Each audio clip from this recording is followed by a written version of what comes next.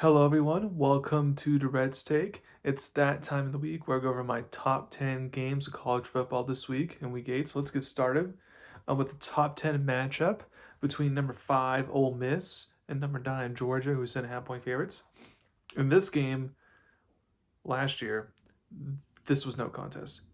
Ole Miss dominated Georgia, and that doesn't happen often. Ole Miss has been great to start the year, although they had a little bit of a slip up, or almost a slip up, I should say, against Washington State, which means after looking very good this whole season, Ole Miss shows okay they can be vulnerable. Now the question, I do feel like Georgia's offense can do enough against Ole Miss's defense, but the big question is how does Ole Miss offense look like against Georgia's defense? Because what I've seen so far this year is that Georgia's pass defense, if you want to blame mostly secondary, you can, but the pass defense in general is kind of the weakness of the team. So I would not be surprised if this ends up being a shootout and this goes back and forth. I don't. So for what I'm seeing, I just don't think Georgia's a national contender this year like they have been years past. But I do think like last year that hey, like I think they're still are a playoff type of team. But if they were to lose this game, then that would become very unlikely. So therefore, I think the Bulldogs find a way to escape with a win here, either winning 34-31. Number two, you got a rivalry game. You got 11 Tennessee versus 6 Alabama, who are 7.5 point favorites. This rivalry, especially in recent years, has been determined by who the home team is in the game. Tennessee has actually not beaten Alabama in Tuscaloosa since 2003. With the way the Crimson Tide have been playing over the last 3 weeks, I'm just not going to pick against them. My only concern for Alabama is the same concern as last week, which is, after, because this will be the fourth ranked team in a row that they play. So it's a very physical month of football there. So how will the players respond? Can they still, respond to the grind that playing these good teams, week after week it deals with. I don't think Alabama's going to win out, so I do think they'll lose at some point, but I do think it will not be this week. So therefore, I have Alabama winning 31-23. Number three, you get the Holy War with 23 Utah, who are 3.5 point favorites versus 15 BYU. I gotta get something off my chest real quick. I understand Ole Miss Georgia top 10 matchup. However, the ESPN College Game Day crew goes to top 10 SEC or even Big Ten matchups all the time. This is the first time that the Holy War has featured two ranked teams since 2009, and coincidentally, that was the last time ESPN College Game Day was in Provo. And also this is arguably I feel a top 5 rivalry, but maybe top 10 rivalry of all college football. I know Fox's Big Noon kickoff crews there, but ESPN should have came here. Now I know like people on ESPN College like Pat McAfee and Pete Thamel. I know they want to be at the game, so I'm sure it's the ESPN bosses or executives or whatever like chose it I guess for them or something. But that was just a whiff by them. But now let me get to the game here. These teams are evenly matched in a lot of statistical categories, which is fun. Last year, that was not the case, and yet it was still a close game. The rivalry always comes down to the turnover battle, so whoever wins that should win this game. I know the Cougars have lost the turnover battle their last 2 games after, not losing it their first 4 games of the season. So it's not a good trend there of what they was having recently. And I know they have the true freshman quarterback making his first start in a big rivalry game like this. However, I do think that Bear Bachmeyer and the BO offense, I do think they know how turnovers is such a big emphasis for this game out of all games. I do think they'll make a concerted effort to not try to be in a lot of situations there would be a lot of turnovers and just focus on running the ball with their star running back LG Martin and Bear himself and all that. Um, and I think that the other factor in this game will actually be the home crowd.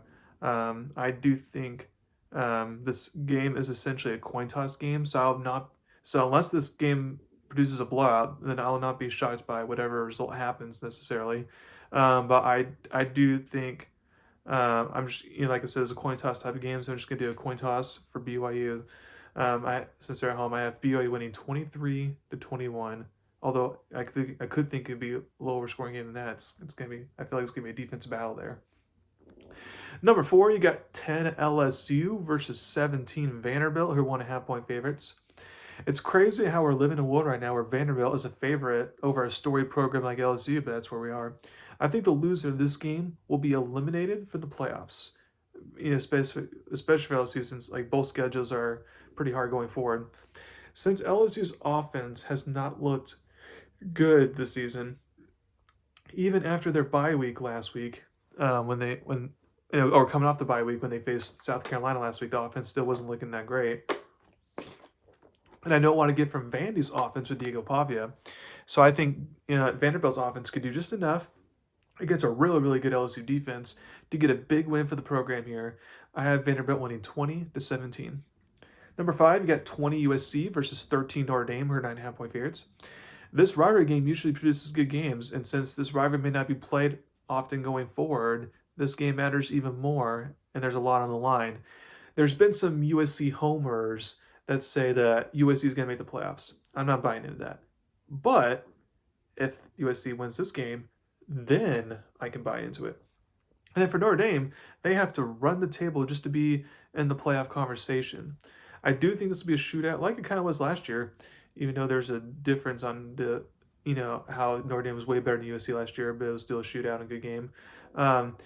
Even though this is not a guarantee of what's going to happen, I'm predicting that Notre Dame quarterback CJ Carr will have learned from his mistakes when he faced two top 10 teams back in weeks 1, week 2, and learn how to overcome and be clutch against a really good team in a close game. So I have the Fighting Irish getting the big win to stay in the playoff. I have them winning 35-31. Number 6, you got 7 Texas Tech, or 7.5 point favorites, versus Arizona State. The good news for Sun Devil fans is that their star quarterback Sam Levitt is on track to play this game. As fans saw last week, without him, they have no shot.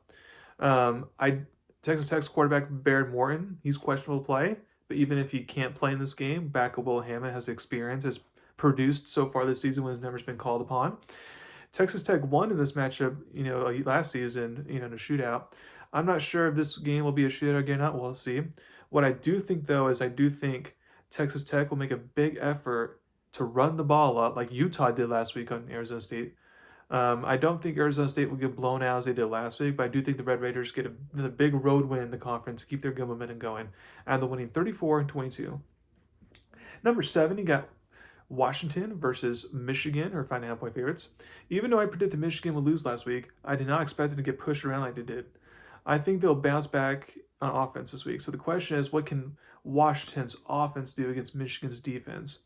I think the Huskies can make things interesting, but in the big house, I'm going to go with the Wolverines to find a way to get a big win. I have them winning 24-20. Number 8, you got 12 Georgia Tech versus Duke, who are 2.5 point favorites. This is a big game for both teams. Assuming Miami gets one spot in the AC title game, there's like one spot left that can go to like 5 teams right now. And both Georgia Tech and Duke fall in that category. For Georgia Tech, its playoff hopes are on the line, in my opinion, because unless they beat Georgia at the end of the year, then I can see where, they may end up with a second or third loss, and I'm not sure if 2 ACC teams will get in like that was the case last year. If this game were in Atlanta, I would pick them. But since this game's in Durham and Duke has been having good momentum recently, I like the Blue Devils to get the big win here at the winning 28-27. Number 9, you got Oklahoma. Oklahoma, who are 4.5 point favorites for South Carolina. Considering how hard Oklahoma's schedule is, they have to win this game in order to be an SEC or playoff contender, in my opinion. Since neither offense is playing great right now, I expect a defensive battle. To me, this comes down to the quarterback. Since John Mateer for Oklahoma clearly showed he wasn't 100% coming off his injury last week, I'll go with Lenore Sellers, who was one of the big preseason head quarterbacks to begin with, to make the clutch plays to win the game by the winning 17-16. And then last but not least, you got 16 Missouri, or 1.5 point favorites versus Auburn.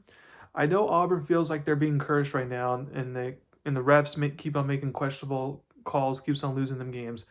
I was actually impressed by what Missouri did last week with Alabama keeping that one close. For Auburn, though, their offense can't be scoring the teams like they've had the last weeks. They need to be better on offense. They have to have more of a punch in order to win this game. I think that in the end, I can see Auburn's good defense make some key plays and force turnovers to where it can help boost the offense to where they can take advantage. And the Auburn Tigers, not the Missouri Tigers, get the close win. I have Auburn winning 23-20. So thank you very much. This is my podcast today. Please subscribe my channel to learn about me. I'm also going to be coming up with my NBA season prediction soon, so stay tuned for that video. Thank you very much. You have a wonderful day.